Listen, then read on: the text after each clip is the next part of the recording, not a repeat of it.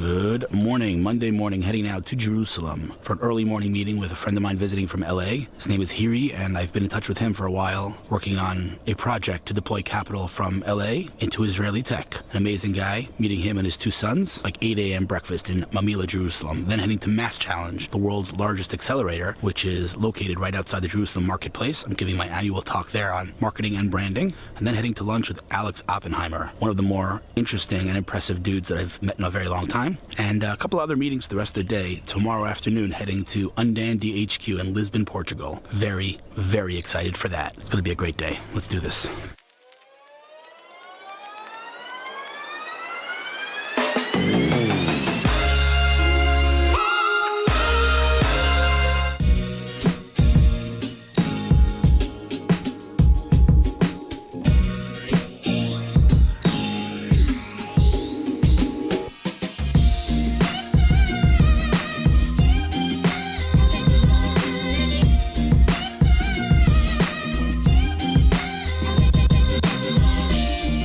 Mamilla, Jerusalem, one of my favorite places, bright and early, so there's tons of parking here. That like never happens.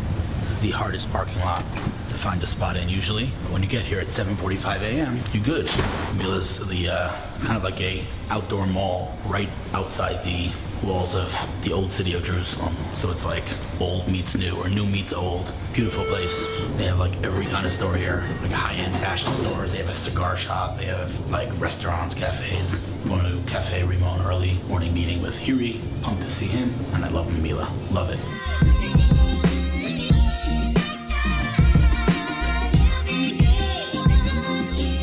It is never, ever this empty. But I guess even for 7:45 a.m., it's pretty full. There are people here.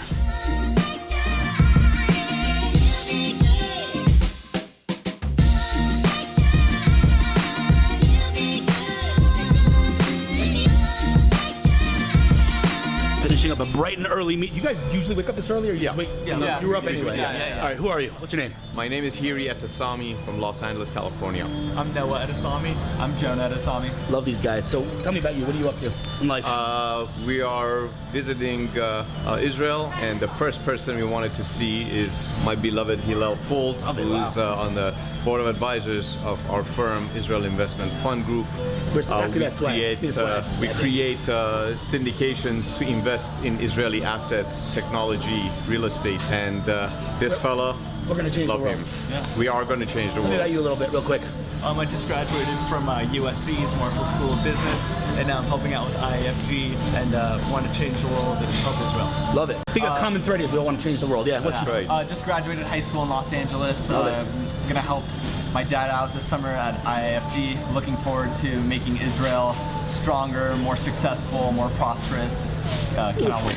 When he was on the phone, I asked these guys, he didn't hear me, but I said, is he always this nice? He's like the nicest guy on the planet. That's the bottom line. That's why I know you're going to win.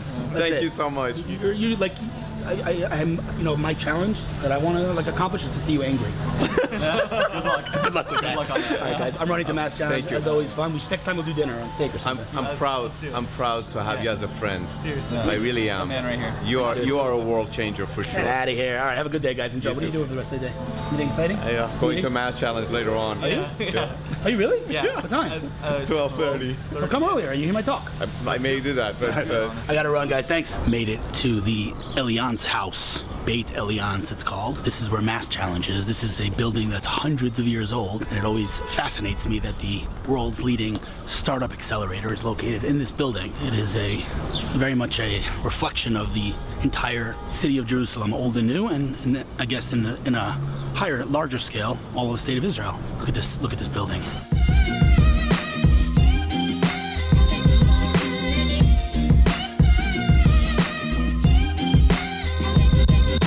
Talk is starting in 10 minutes, and I just found out some very, very bad news. Bad news is, who's speaking after me? Who's speaking after me? Ah, it's nice in here. Michael Browse, who is the lead strategic partnerships at Airbnb, and then? And then Daniel Schreiber. From freaking Lemonade. What? Freaking Lemonade. What are you doing to me? Listen, if you're gonna come on a good day, make it an awesome day. Ah, man, and this is an awesome bad day. news for the Jews. Oh, man. Very rough. And it's the one and only. How are you? What's up, Dahlia? The Dahlia. Are we This gonna- good-looking are we- guy. are we gonna make the Dahlia man in the beard. So, without further ado, I was contractually bound to use the words dashingly handsome in my introduction, so I am accepting compliments on my new haircut. Thank you. It is a great pleasure to welcome Hillel Fuld, who is a unique element in the Israeli ecosystem, connecting between startups and the world of investment and multinationals, and trying to do the best that he can. I think that you could describe well what Hillel does as firgun, right? It's fundamentally firgun. Firgun, as I define it, of course, being to give support and encouragement to the other without any expectation of recompense, right? That's really the essence of what firgun is, and it has some other origins in a different language that I don't know. But enough about what I don't know. Hillel Fuld. Thanks, dude. That's like a really good segue, by the way. It's as if I paid you for that intro. That was great. Yeah, so first of all, firgun is a word that doesn't exist in English. Right? I think it's like giving props. So now that I took a jab at Americans and talked about you guys, us Americans, don't have the word firgun, just by a show of hands, raise your hand if you're Israeli. Wow. Okay, so you're all going to forgive me. Yeah, I might take a couple of jabs at Israelis throughout the talk, but I'm Israeli, so I love you all, but you'll understand where I'm going with this by the end of the talk, okay? So we're going to remain friends. Promise? You good? Okay, cool. By the way, Israeli guys. So, Hillel Fuld moved here when I was 15 from New York to Jerusalem, which is pretty much the most traumatizing age to go anywhere to anywhere, let alone Jerusalem, New York to Jerusalem. It's like culture shock. You can't even imagine. Maybe you can. Today, everyone loves tech, right? Everyone, on startups, social media, it's like a mainstream thing. But when most of us were growing up, it wasn't a thing. Startups, there was no such word, right? Social media definitely didn't exist. But basically, the second I turned on a computer, it was like game over, right? I was obsessed. And it was clear to me that I had to do something in the world of technology. The problem was, though, that I'm not an engineer. I studied political science in college. I didn't have a clear path. Anyway, after I finished college in Bar Ilan, someone said to me, I had no idea what I wanted to do myself. I had no clue. Again, political science. Someone said to me, why don't you be a technical writer? You have English, you write well, and you like tech. So I was like, oh, technical writing sounds great. I didn't know what it was yet, but I took a course in technical writing. And in the course, the woman who gave the course said, listen, you guys, this is a beginner's course. Don't go sending your resume for 10 years experience. Of course, the day I finished the course, I saw a position open for 10 years experience at Converse, which at the time was basically like the biggest tech company in Israel. Just to show you how relevant they are, they invented voicemail. So they were hot back then, but anyway, enough said. Anyway, I got the job, long story short, and I find myself sitting at my first job writing user guides. Okay, now by the end of this talk, you'll realize that I'm a little bit ADHD, and so writing user guides was not what I was intended to do on this earth. So I opened up a web browser and I started writing, right? As far as I was concerned, a tech diary. There's no such thing as a blog. It wasn't a thing. And so everyone was very confused, because what am I wasting all this time writing about tech? Where's the business model? It's like, listen, I have a job. I'm doing this for fun. But what happened next was very, very strange, to me at least. Startups started to reach out to me. Hi, Hillel, we read your article on trends in technology we'd love to meet. And I'm like, why? Why do you want to meet me? I'm some random dude writing on a keyboard. But you want to meet? And so I met with this startup. I said, these entrepreneurs, they could not communicate. And then I say to them, who are your competitors? What would they say? We have none. So I help these entrepreneurs understand their landscape just a little bit. And then I'd say to them, so okay, here's your pitch, here's your landscape, what's your go-to-market? And I'd get the most ridiculous answers. A TechCrunch article. Like literally, people said that to me. I'm like, your entire marketing strategy is a TechCrunch article? Like you can't even imagine some of the stories I've heard over the years. So I help them understand just a little bit. And remember, I'm nobody. I'm some random dude who's a technical writer, writing my thoughts on a keyboard. But these entrepreneurs started coming to me. And here's where I'm going to take a jab at Israelis. I wasn't taking money. Nobody was paying me. And then the questions started pouring in. Ma ta frayer? You know what that means? It means, why are you helping these companies for free? And I'm like, I have a job. If I could help someone, whatever. And I didn't know what was going to happen. But it got even more complicated. Because I'm helping this guy for free, he tells his friend, who tells his friend, who tells his friend. And guess what my inbox looks like? 400 emails a week. Hi, Hillel, I'm launching a company and I'm told I need to meet you. I'm like, who the hell told you that? Right? I'm some random dude, but like, trying to meet these entrepreneurs and help. And there was no business model. And that's by design. just, again, I had a job. Just for lunch, I'm having lunch with a startup, I can help, great. But then they got even more complicated. Because I was helping them for free, all the VCs in the country were like, wait a second, we need all these deals. They're all going to you. So they reach out to me and they're like, dude, send us deals. Okay, no problem. Here's a consumer startup, meet Olive. Here's an enterprise startup, meet Battery. And I start making connections. And these VCs start writing checks. And then the startup comes back to me and says, dude, you just scored us $15 million. What's your fee? I'm like, what are you talking about? There's no fee. And at that point, people thought I was on drugs. How was the talk, guys? That is what I'm talking about. Yes. Thank you. Rumor has it that my boy Michael Browse from Airbnb is in the house. Browse is in the house. I'm a poet and I didn't even know it. Sorry. Early morning, humor. Going to say hello and surprise him. Middle of a talk. Love the guy. How are you, bud? Hold on. Yeah, well, sorry. How are you?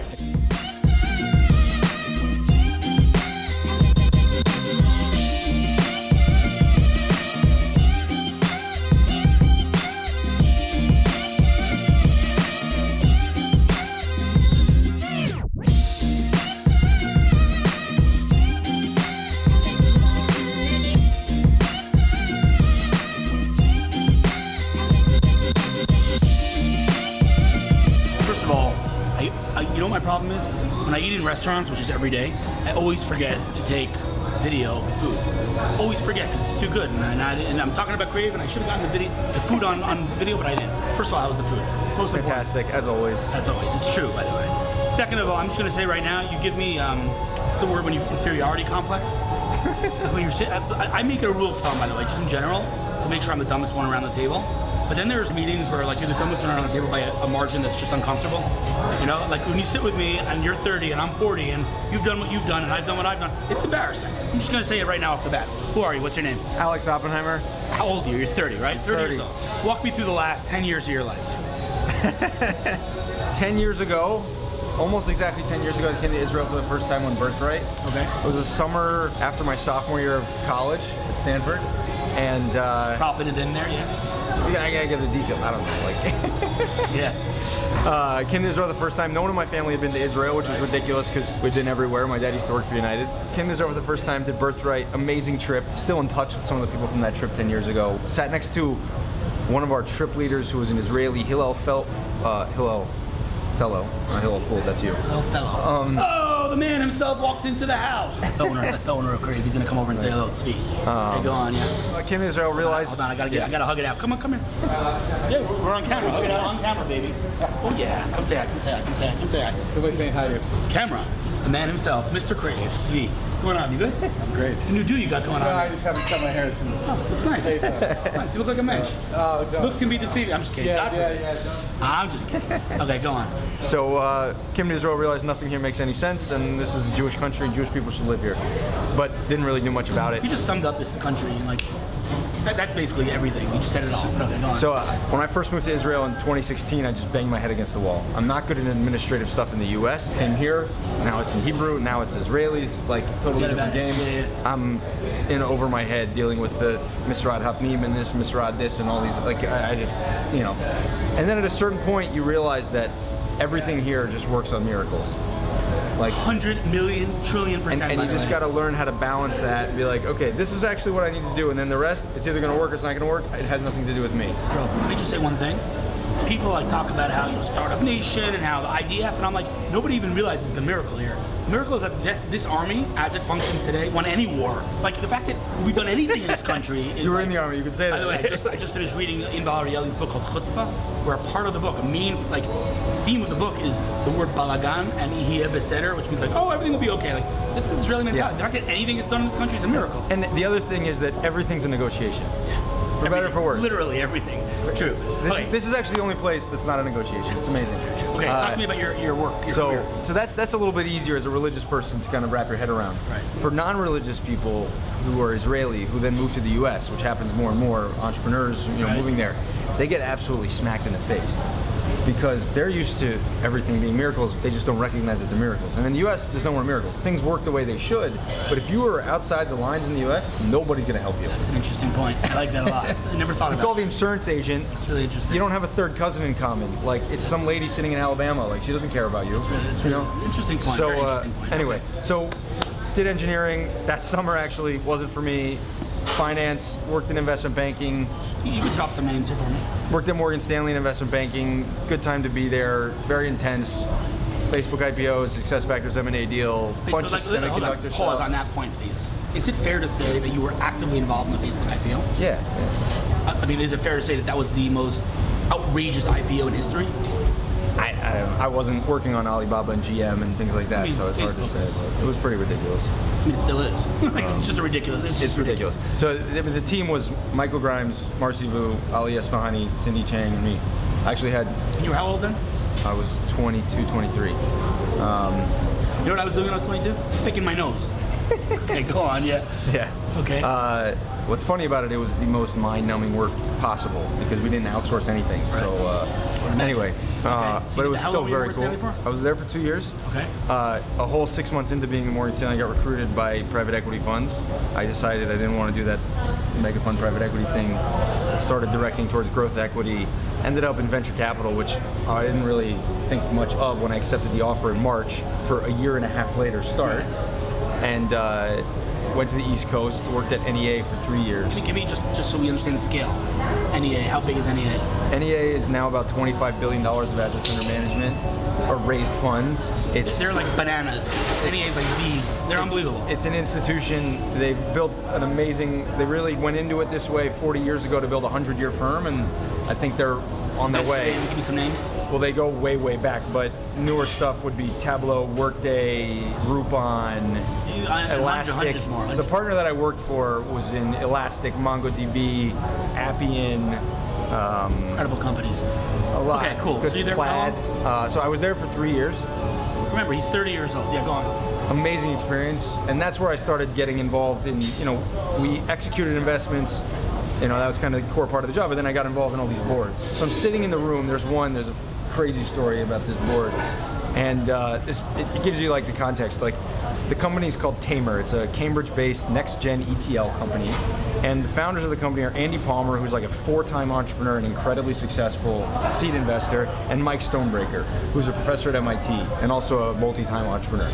A couple years after they started the company, Mike won the Turing Award, which is the Nobel Prize of computing, because he invented basically the modern database. So those two guys are on the board. The other board members are Jiri Held, who is the CTO of Tandem Computing, which is like invented software, and then it was an SVP at Oracle after they bought them for 30 years. You know what? Let me tell you something. I gotta stop you right now. Let me tell you something. You are like a freaking walking tech encyclopedia. That's what you are. That's what you are. You're like a walking. Not only that, I want to tell you something. You're gonna take this wrong, but don't take it the right way. This is an absolute compliment. I am allergic to people who are. Do not take this the wrong way. I'll get to you in a second. I'm allergic to people who are compulsive name droppers. When you name drop, I shep nachas. I love it, man.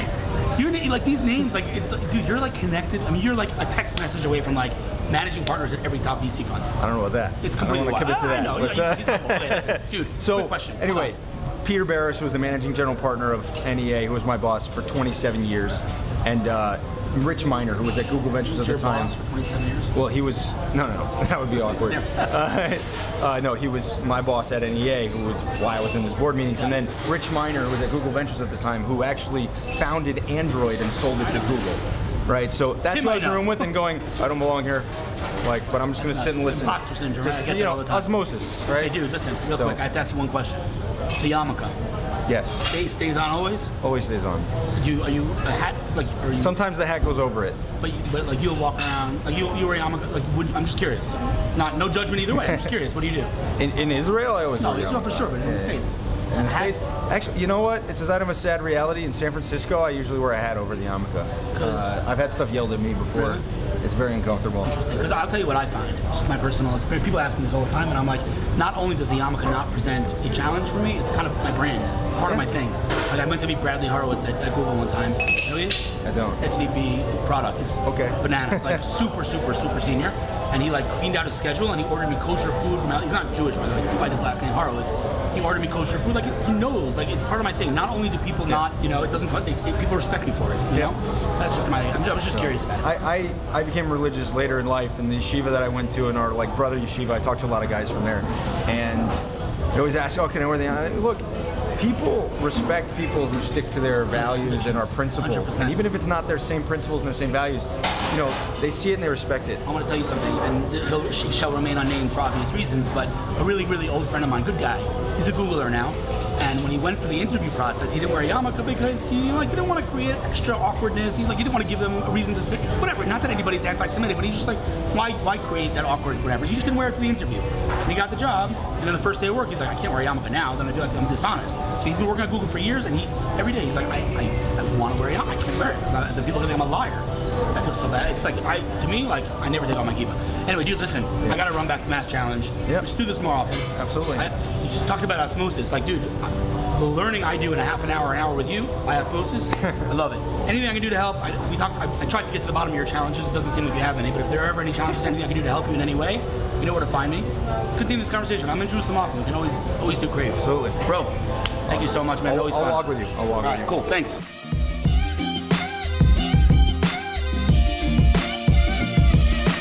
Well, that was a pretty awesome day in Jerusalem. Made it home, heading to Powtoon early AM tomorrow morning for 3/4 of a day, and then heading to Lisbon, Portugal tomorrow to Undandy HQ for the rest of the week. Super pumped. See you tomorrow.